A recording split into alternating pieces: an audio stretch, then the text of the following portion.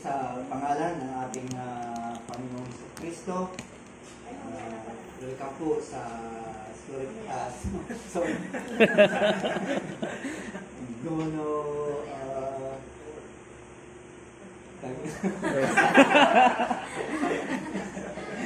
Reformed Baptist Church. Makakabsado rin natin. Okay, thank you for everything, lalo na sa isang kaluluwa na nagpahayag ng kanyang pananampalataya at sapat na po yun, yung malaman po natin na tinatanggap po na si Kristo bilang kanyang tagapagligtas. At salamat po yun because kita po natin kung paano kumilos ang Diyos sa pamamagitan ng banal na Espiritu sa isang kaluluwa. Wala po tayong nagawa po doon just to share the gospel at bahala na po ang Panginoon. Yan po ay natukayan po natin, napatutuhanan po natin. Right? So, this morning ay pagpapatuloy po natin yung ating series about having confidence toward God and for the love of the brethren. Last Sunday, let's speak about the prayer.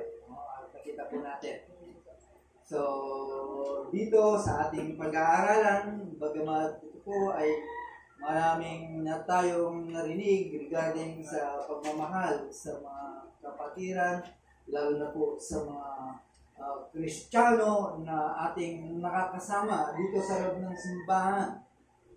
Kaya sometimes ay yung nakikita natin ay hindi natin naibibigay ang pag-ibig, how much more yung hindi po natin nakikita. It is our God. Ang ating text is about 1 John chapter 3 verse 19 hanggang verse 24. After that, bago po natin basahin ay nais ko lang iparating po sa inyo that because of the aggressiveness of China ay napilitan ang ating pamalahan na lumapit sa mga bansa na mga malalakas na bansa, which is now ay kakampihin natin po sila.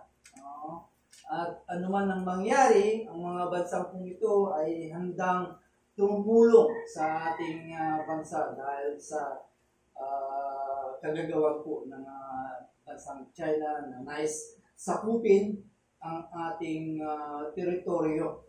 So, sa bagong balita ay naging kakampi natin ang NATO, yung Group of 7. Isang malakas na po ito. And that's the love of brother. Ganyan po ang pagmamahal ng mga magkakapatid.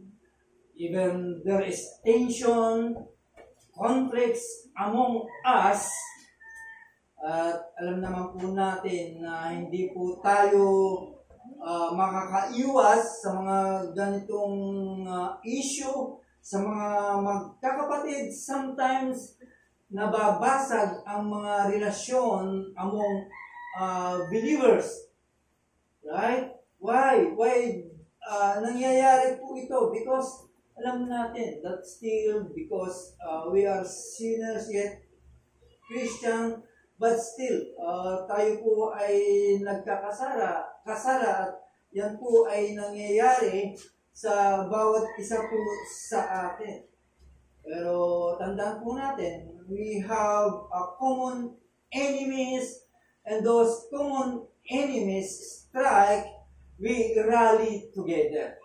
Ganyan po ang mga magkakapatid. Kapag mayroong kaaway, ay nagsasama ang mga magkakapatid. Alam po naman po natin that even this tension and conflicts at yung mga bagay na nagdi-divide po sa atin ay merong bottom line kung bakit ang mga Kristiyano ay nagsasama-sama to face the common enemy. Yun po yung nakikita po natin. Ito po yung gustong iparating ni Apostle John. That's why paulit-ulit na sinasabi sa kanyang unang sulat, at ito po yung ating pag-aaralan. Loving the brethren. In 1 John chapter 3, verse 19 hanggang verse 24. Ating basahin, verse 19, by this we shall know that we are of the truth and reassure our heart before Him. For whenever our heart condemns us, God is greater than our heart and knows everything. Beloved, if our heart does not condemn us, we have confidence before God. Whatever we ask, we receive from Him, because we keep His commandments and do what pleases Him. Verse 23. And this is the commandments, that we believe in the name of His Son, Jesus Christ, and love one another, just He commanded us. Whoever keeps His commandments abides in God, and God in Him, and by this we know that He abides in us, by the Spirit whom He has given us. Tabi manalangin. Salamat po, Diyos, sa pagkabasa po ng iyong salita. Samahan niyo po kami sa pamamagitan po ng banal na Espiritu na siyang magtuturo po sa amin. Maraming salamat. Ito po aming dalangin sa pangalan ng Jesus. Amen. Yan po yung inspired word of God. And that's why John, we see that this writing, itong sulat niya pong ito, bagamat ito po ay it is a pastoral way, and merong challenge na binibigay niya among us. And sa pamamagitan ng pag-refute o pagsalansang niya to those false teachers who are scattered in the empire. Nakita po niya yung mga ginagawa ng mga false teachers na ito. And they are pestering. Itong mga taong ito ay talagang inaasar po nila ang simbahan. So, itong mga sinulatan po ni John, ito yung mga tao kung saan sila po ay biktima. Right? Dahil karamihan na itinuturo ng mga false teacher na ito, ang panganib, yung kung saan ay itinuturo nila yung false assurance. Why? Dahil mahalaga po ito. Because nakasalalay po dito yung ating katatayuan sa Diyos. And this false assurance teachings at affirming that should have not have the kind of assurance. Hindi ito dapat ang namutawi po sa atin. That's why John gives, dito sa sulat po niya, ay nagbigay po siya ng tamang sukatan ng pagkakaroon ng siguradong especially sa assurance po ng kaligtasan. Hindi niya dito pinapakita na magkakaroon po tayo ng assurance the way we feel. Hindi doon nakasalalay ang ating kasiguruhan, kundi yung sinasabi dito na there is greater than our heart. Right? Kaya dapat hindi po tayo mananangan. Hindi po tayo dapat makikinig kung ano ang dinidikta ng ating mga puso. That's why John gives this assurance as a guarantee in our salvations. When it comes to assurance. Kaya nga ipinunto po niya someone who is greater than our heart. Ano yung sinasabi po niya? Mas makapangyarihan ang Diyos kaysa dikta ng ating puso. Kaya kung ating titignan openly, our heart sometimes condemns us. Diba? Kaya those people outside Christ, tandaan po natin, even Christians sometimes condemns us, but to be sure, yung wala pa kay Kristo, gusto kong malaman ninyo that your sins of guilt ay hindi po yan pakiramdam ng iyong puso. Ito po ay sigaw ng batas ng Diyos na sinasabi na iyong katatayuan mo sa harapan ng Diyos is under condemnation. Hindi po yan sigaw ng puso mo, kundi yan sigaw ng salita ng Diyos na ikaw ay sa isang condemned ng. So, this is more serious issue for you or those outside Christ. Hindi nakukuha yan para patahimikin mo ang puso mo, to pacify your heart. Rather, put the right standing, your status before God. Kailangan itama mo. And that is only through the Lord Jesus Christ. Wala kang magagawa dyan para itama mo ang iyong katatayuan sa harapan ng Diyos. Only Christ can do that. No? Sa pamamagitan lamang ni Kristo, magiging tama ang katatayuan mo sa Diyos, sa kanyang ginawa sa krus ng Kalbaryo. Hindi makukuha yan. What matter of your heart dictates ay hindi po yan makukuha, kundi sa pamamagitan lang ng ating Panginoon. Try to pacify your heart. Subukan mo na patahimikin ang iyong puso. And ayan po ay magbibigay lamang ng mas malaking seriousness for your damnation. Lalo kang masasadla sa iyong kapahamakan. Only Christ. Yan po yung resulta ng condemnation. So, ganun din ang mga Kristiyano. We have struggles. And this struggles, it is the condemning of the heart. At yun po ang ina-address ni John sa atin by saying that God is greater than our hearts.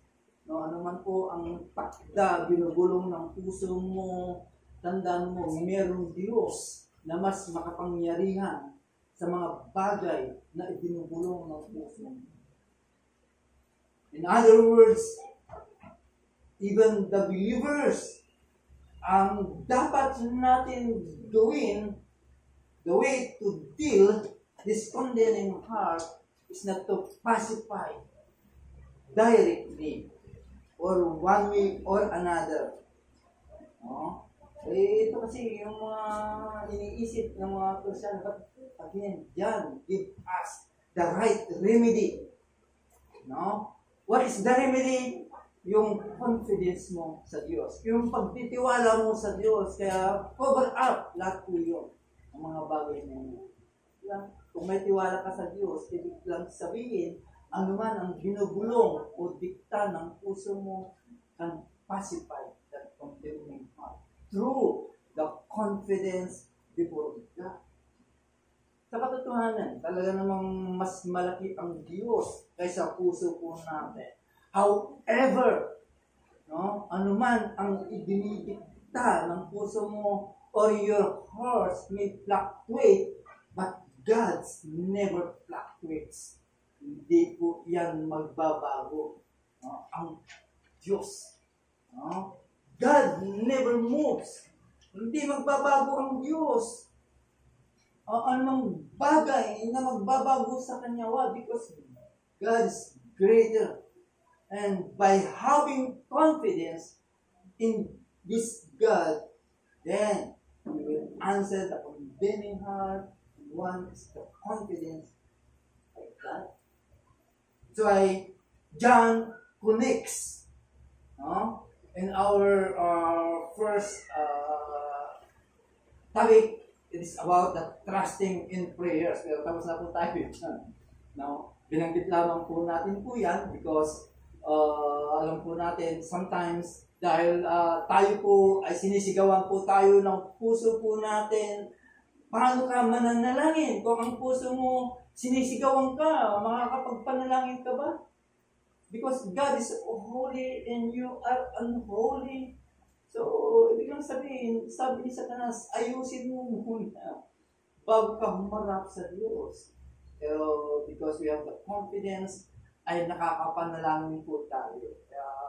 Ang solusyon para hindi ka makondina ng puso mo o naman ang binubulong ng puso mo is yung confidence with God. So we can pray. Right? We can pray. Right. So, ito yung pinaka-tema ng sulat ni John. There are two things na theme kung saan. Una is yung trusting prayers. Pangalawa is loving the brethren. So, he includes this in his commandments, mga kapatid.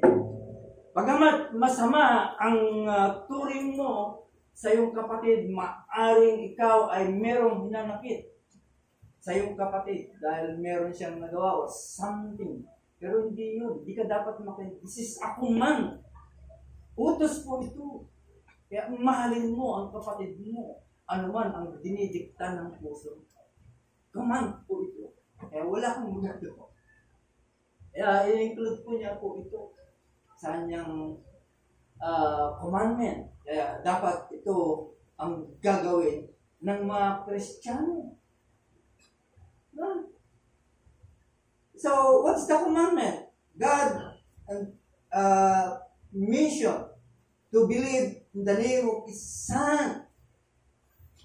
Okay? At ito po ay in-address sa mga mananampalataya. It means we must believe in Christ. Okay? You must believe in Christ. Or even being think or accepted by God in the name of love. Hindi po yan. The way to do it is love. It's not your way of acceptance with God. It is believing in the Lord Jesus Christ. Para sa mga Kristiyano, ito po ay commandment. Right? What is the commandment? To love one another. Right? Since this writing to believers, we can assume sa bagay, lahat po tayo ay nagawa na po natin po ito. Because if you believe in the name of His Son, of course, gagawin natin po ito. That's why we can express our faith in Christ to love one another. Kapag ito po ay hindi mo na-express sa kapatiran, hindi lang sabihin, ay hindi mo kalala si Kristo. Hindi po natin kilala si Kristo because if we know Christ at alam natin na meron po siyang pinagutos, we should obey. Dapat sinusunod po natin po yun. Pero kapag hindi po natin sinusunod po yun, ay hindi po natin siya kilala or even we do not love Christ. So our message is confidence before God prepares for the challenge of loving the brethren. Alam niyo kung bakit challenge? Napakahirap magmahal nang nakikita mo sa hindi mo nakikita. Yung hindi natin nakikita, sometimes hindi nga natin minamahal. Yung pa kaya nakikita po natin. Ibig na sabihin, ang kumpiyansa sa Diyos ay naghahanda para sa hamon ng pag-ibig sa kapatiran. Kung may tiwala ka sa Diyos, ibig lang sabihin, you have to love your brothers.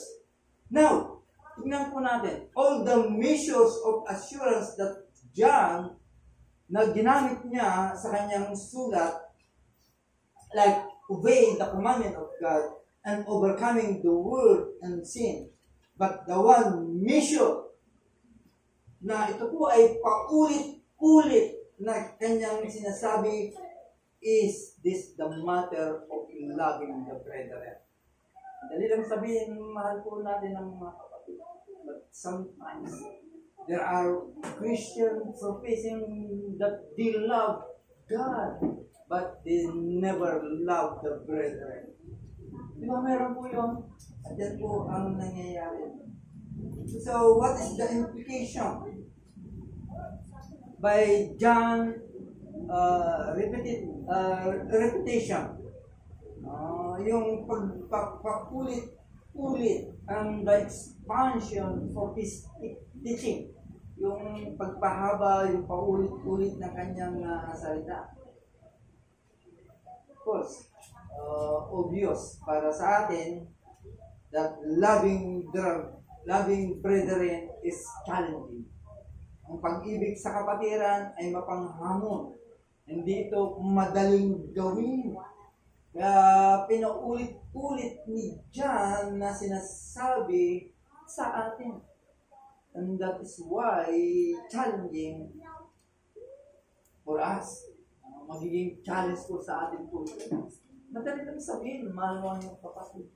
But what is the mission mo? Paano mo mamahal? There are two conditions. Number one, loving God as cover up for token love of brethren. Pag-ibig sa Diyos na nagiging pantakip para sa patio na pag-ibig sa kapatiran. Right? But the opposite of this loving God as a standard for Christ-like love of brethren.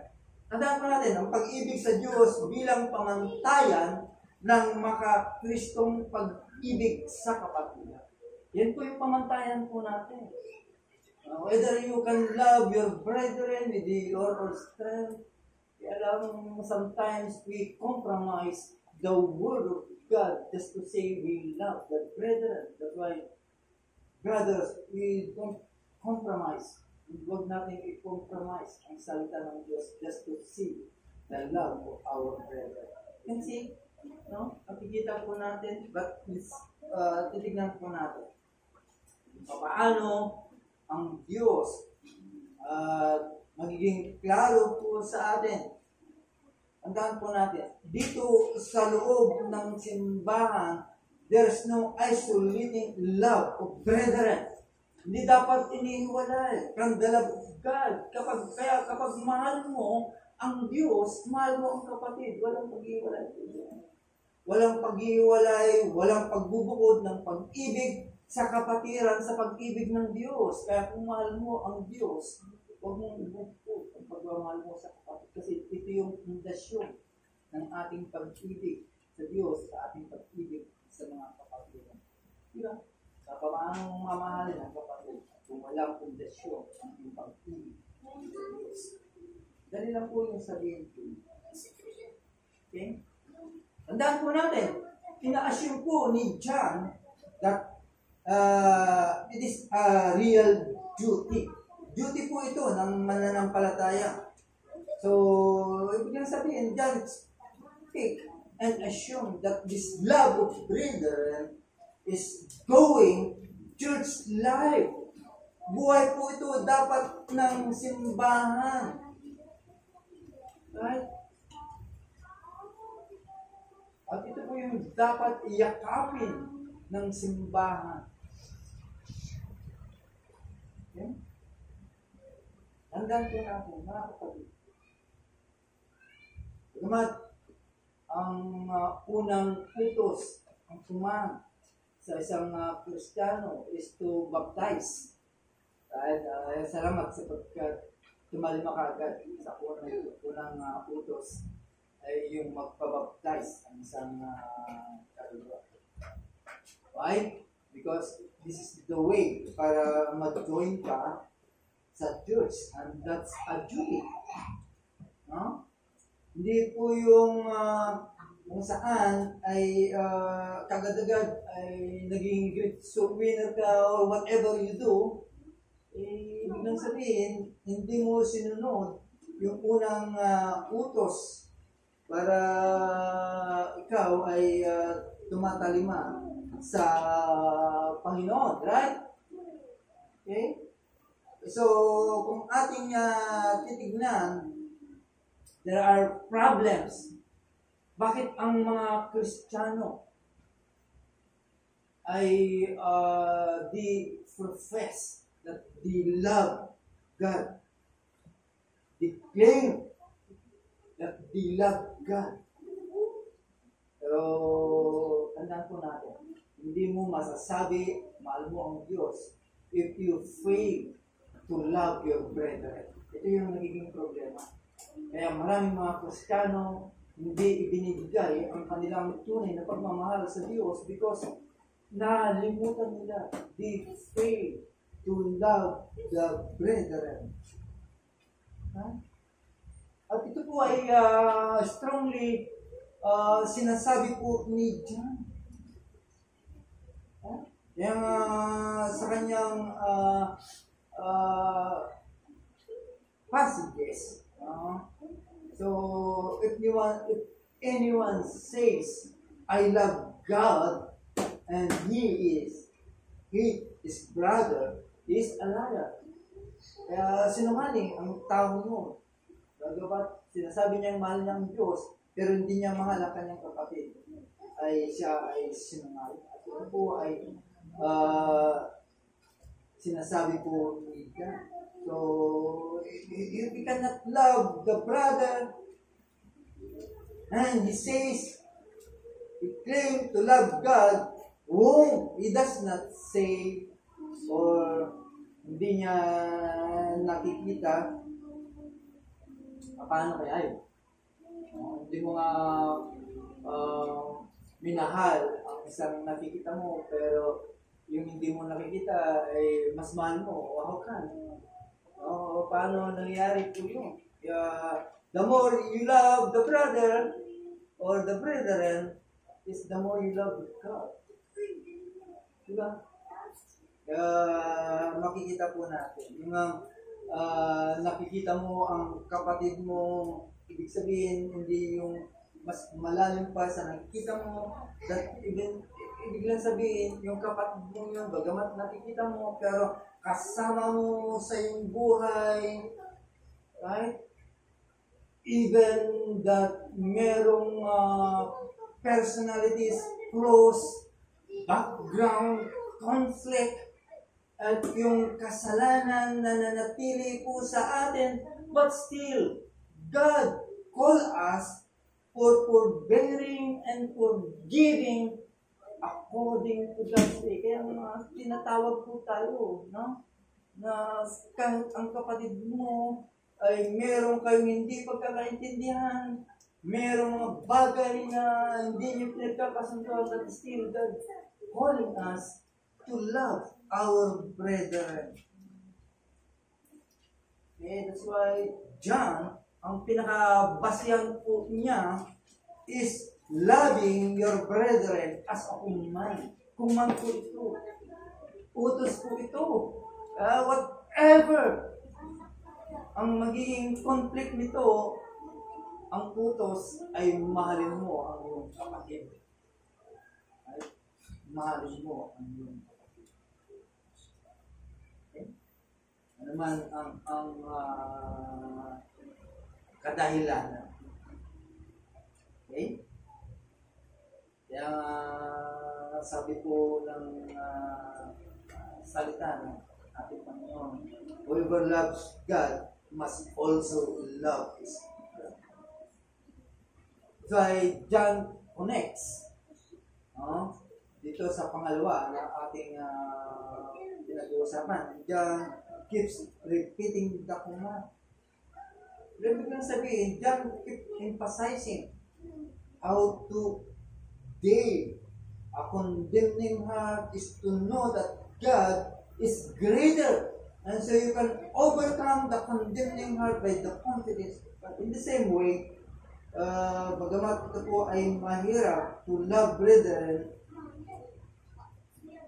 but still, we try to do it. Okay? Whatever feelings you may have in your heart. Ano man ang sinasabi ng puso mo ay ayoko niyan. Dahil sinaktan ako niyan. Ayaw ko niyan. Dahil masyadong pakialam niya. No. The command is to love our brother. Right? Kahit anong mangyari, still, the command is love your brethren. Ano man ang mangyayari sa puso mo, even your heart fluctuates, or even the internal state ng puso mo, ano man ang mangyayari dyan, ano man ang sasabihin ng puso mo, still, the command is love your brethren. Wala tayong magagawa dyan, kundi sumunod. Okay? No matter what the hearts, I still, we have to love our brethren. Okay? So, paano natin ipapakita ang ating pagmamahal sa ating mga kapatid? Of course, we seek the good for our brethren. Okay? Kaya lang, sometimes, yung feeling po natin, yung puso po natin, ay hindi natin gagawin po yun. Because yung dikta ng puso po natin, that still God commands, is directing to you. So, those faithful believers, wala nang magawa kundi piliin yung command. Okay? At yun po yung susundin po natin. Kaya nga maraming mga Kristiyano na katulad ng isang hayop na pag nakita mo ay nagbabago ang kulay. Pag dumako siya sa isang puno, hindi mo na siya ma-identify kung sino po siya. Dahil siya po ay uminyangon. Kaya kung ganun, may mga ganung mga Kristiyano. Nagpukunwaring mahal nila ang mga kapatid. Makikita mo yung mga bagay na hindi tunay. They cover themselves with professed love to God. Ito yung ginagawa po nila. Sinasabi nila, mahal po nila ang Diyos and they don't feel the feeling of loving the brethren. So, this is challenge. So, the challenge is to increase your love to God through love of the brethren. The more you love God, the more you love brethren. Di ba? Yan po yung magiging bunga nun. But the more you hate God, the more you hate your brothers also. Pero wala namang ganun. Wala namang tao na may galit sa Diyos. Diba? Pero kung titignan po natin, kapag nag-increase ang pag-inot mo sa Diyos, ay lalo din mag-increase ang pagmamahal mo sa kapatid. Okay? So, increasing your love to the brethren by your love to God. Diba?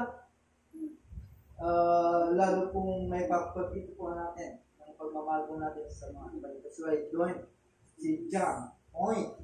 We must learn to love. Right? Our brother before you profess to love God. Okay? Yun po yung sukatan. Kaya ang commandment, loving God with all your hearts is the greatest of commandments. And the second is love your neighbor. Diba? Kaya unang mahalin mo ang Diyos bago mo may pakita ng iyong pagmamahal sa mga kapatiran. That's why Christian grow because our love to God, nagugulo din po ang pagmamahal po natin sa mga kapatid. Why there are those struggle with coldness of love to God. Maybe the problem is the faith to love the brethren. Diba? Yan po yung sapatan. Kaya kapag nagkulang ka ng pagmamahal sa Diyos, ibig lang sabihin, nakalimutan mo yung pagmamahal mo sa iyong kapatid. That's why the way for the Christian is to immerse, ilublob po natin ang ating sarili. Okay? Sa pagmamahal po sa Diyos. While loving God as cover up for token love of brethren, let's be done away with that. Gusto kong may pakita sa inyo sa ating pangalawa, loving God as a standard for Christ-like love of brethren. Ibig lang sabihin, ito yung pinaka-standard. Yung pagmamahal po natin sa Diyos, at tulad ng pagmamahal ni Kristo sa atin. So, ibig lang sabihin, pag-ibig sa Diyos bilang pamantayan ng mga Kristong pag-ibig sa kapatiran. Tandaan po natin, mga kapatid. Those who say because of love of brethren, tandaan po natin. Sometimes we forget the standard of God's word. Diba? Now, the distinction of love of the brethren is the pattern of God's love revealed in His word. Tandaan po natin, ang pagkakaiba ng pag-ibig sa kapatiran ay ang huwaran ng Diyos na ipinahayag sa Kanyang salita. Kaya hindi po natin pwedeng laktawan po ito. Kung ano po ang sinasabi ng salita ng Diyos, yun yung pamantayan po natin. Di ba? Hindi po natin masasabi na mahal po natin ang ating mga kapatiran out of the word of God. Right? Hindi natin pwedeng ikumpara ang pagmamahal ng mga unbelievers sa pagmamahal ng mananampalataya. Why? Because we cannot show the difference. Maaaring magagawa po nila po yun. Pero yung diferensya ng pagmamahal ng isang mananampalataya sa kapwa niya mananampalataya, iba. Nakasalalay ang pagmamahal po natin sa salita ng Diyos. Okay? Kaya we have to remind that love to brethren is nakasalalay po sa salita po ng Diyos. Okay? Christian love must be marked by the standard of the Word of God. Paano mo masasabi na mahal mo ang iyong kapatid? Kanina sinabi ko is to seek for His goodness. But meron pang mas malalim ito. Okay? Na may papakita po natin na ang mahal po natin ang mga kapatid. Right? Kaya huwag nating ipakita na mahal po natin ang kapatiran through word, but in deed. Challenge po sa atin po ito. Kapag sinasabi mo, mahal mo ang kapatid mo, pero kapag mayroong pangangailangan, ay challenge na sa iyo, di ba? Sometimes, karamihan, mahal kita kapatid, pero tinatalikuran na. Hindi man lang tinulungan kung ano ang needs. That's why it is a challenge for us. Di ba? It's a challenge. Sometimes, mga tao, pag naririnig nila na God's love, talagang gustong-gusto nila po ito. Diba? Pero yung karugtong, for God's love, therefore, also to love one another. Sometimes, hindi po nagagawa po yun. That's why John made sure his readers to understand. Kaya nga nagbigay po siya ng distinction between truth and error.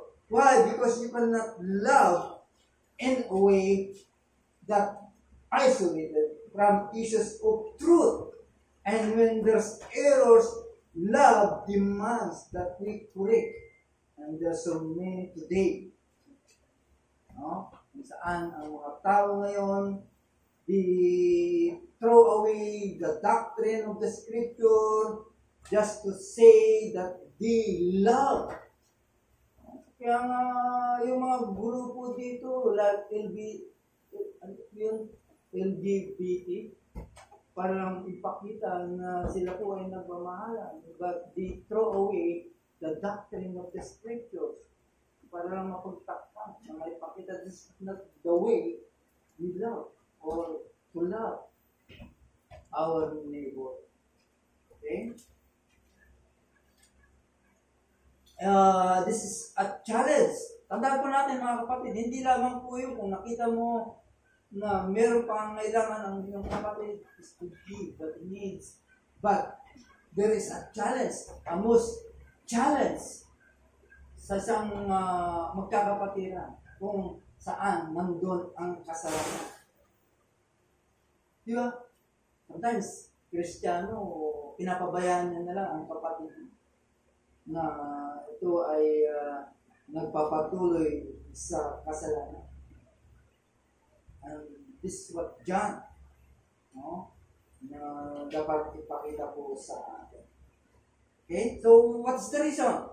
Kaya kapag nakita mo, ang kasalanan mo ay ang kapatiran mo na gumagawa ng kalukuhan, you must try.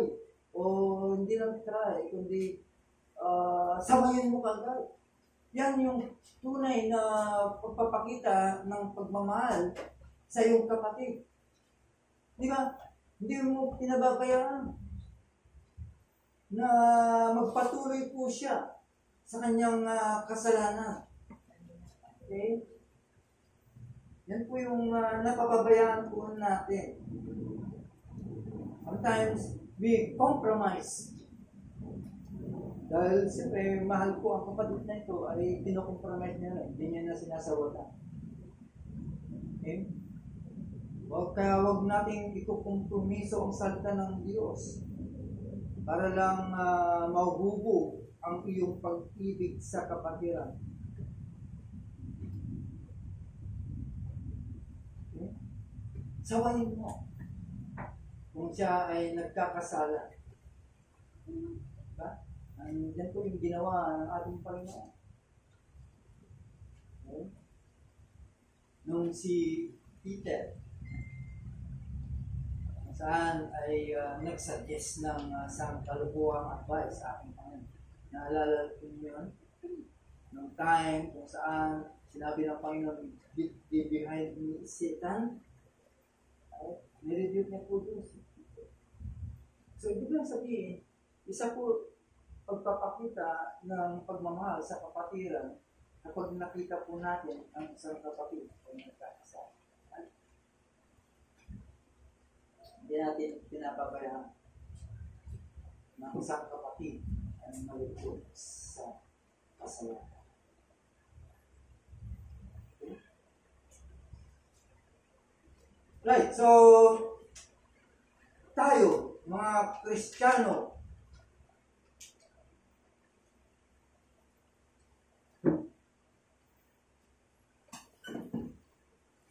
dapat ang pamamaraan ng pagmamahal ay yung pagsunod ng salita ng Diyos. Loving that is obedience of the Word of God. Loving that is not above the Word of God. Okay? Or sino-compromise po natin ang salita ng Diyos. But loving must be defined to the Word of God. Okay? It means love for the brethren must be defined by the Word of God. So ito yung punto ni John. Okay? So those who profess love to God, okay, yung mga nagsasabi na mahal nila ang Diyos, but ito po yung nag-cover up ng pagmamahal nila sa kanilang mga kapatid. They can say that they love God, but they fail to love the brethren. Sana God will deliver us for this.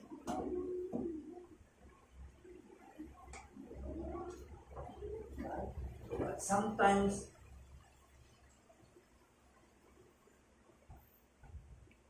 we love our brethren, but we ignore the issue of sin. That's the error. Hindi ko yan makatutuhan. Hindi ba? Mahal mo ang iyong kapatid mo, pero pinalit ko lang mo ano yung kanyang ginawa. Hindi po natin siya ginawa. Sana God also deliver us from that. So, paano po natin may papakita ang pagmamahal sa kapatiran? The only way is to love the Christian way and to say the Christian way is a Christ-like way. Dapat gano'n. Ang Christian way of love is the Christ-like way. Yan nga again, example kay Peter.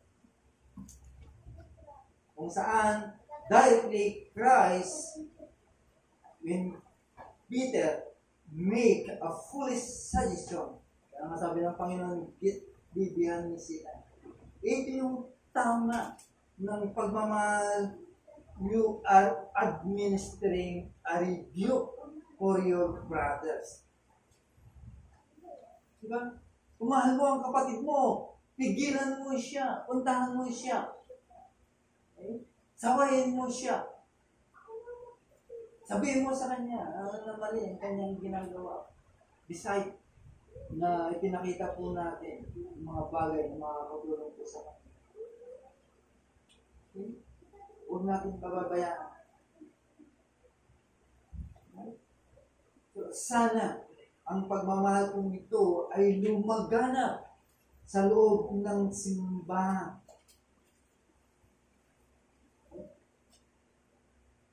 Lumaganap. So, sana let us return how we love the Lord Jesus Christ, how Christ loved us, seeing what Christ done for us. Diba? Kaya in return, we love Him. Okay? Kaya kung mahal mo si Kristo, ibig lang sabihin, mahalin mo ang iyong mga kapatid. The way Christ loved us. Huh? Hindi yung pagtatakpan po natin. Yung kanyang ginawa. Kasi mahal ko ang kapatid ko, ayaw ko siyang mapahama. Pero tandaan po natin, the way the Christian love is by the standard of God's Word. Dapat nasa standard ng salita ng Diyos ang pagmamahal po natin sa ating mga kapatid. Okay? Yan po yung kaluluwa. Madali lang magmahal. Pag tinanong ka, mahal mo ba ang kapatid? Yes. Mahal po ang kapatid. Else, mahal po ang Diyos. Mahal po ang akin. And the more I love God, the more I love you. And the more I love my brethren, the more I love God. Sometimes, may mga Kristiyano na nagpapahayag, mahal nila ang Diyos. But,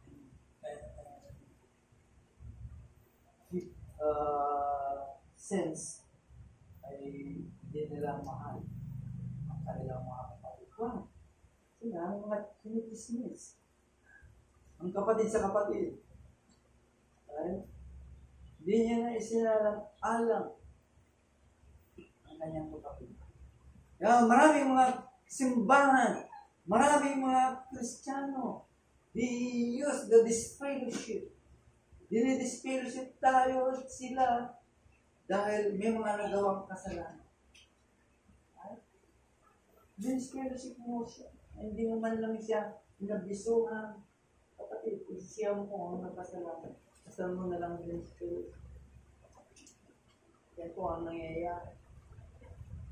Simpleng kasalanan ay nagbigay ng malaking resulta na disfellowship ng lahat ng member ng simbahan. Gano'n lang sabihin natin, tingnan muna, bago natin gawin ang disfellowship ng bawat simbahan. Let's try first, no? In the love of Christ, by the standard of the Word of God, let's fix. Di ba? Yan po dapat. Ang gagawin po ng simbahan sa simbahan, Kristiyano sa Kristiyano. We must tell the errors. And we must accept the truth. Dahil sinabi naman ng Panginoon, Christian Catholic, if you confess, dapat ang Diyos para pagkatawa. So, where's that verse? Diba? Hindi. So, ibig sabihin, there are many conflicts na naghiwalay po sa atin. Kaya sometimes, relasyon ng simbahan naputol. Okay? That's a good one. But again, despite of conflict, hostility, whatever, again, sometimes naipapakita po natin ang pagmamahal ng isang kapatid. Nagsasama-sama pa. We rally together. Okay? Dahil of course, yan po yung gawain po ng kaaway. Yung to, para magka-watak-watak po tayo. Pero sometimes, nagsasama-sama. Sana ganun po ang mangyari. No? Hindi yung disfellowship dito, disfellowship doon. Wala nang pinagkasunduan para lang maayos. So, how come na may papakita po natin, we love the brethren. Tayo. Salamat po Diyos sa mensahe ng aming napakinggan. Dapat po ay very challenging to those brethren na dapat may pakita po namin ang pagmamahal ko sa bawat isa. But still, Lord, this is a command. Utos niyo po ito that we love the brethren. Come what may, still, the command does not change. Kaya patuloy Panginoon na susundin po namin ang command ko. Ano man ang binubulong ng aming mga puso. That's why we have the confidence na itiwala po kami sa inyo. Ano man ang dictate ng puso po namin, there is God that is greater than our hearts. Kaya pwede po namin i-execute ang ating pagmamahal sa mga kapatid. Ano man ang magiging consequences o ano man ang kadahilan ng Panginoon. Still, we follow you. Maraming salamat, Panginoon, Kristo Jesus.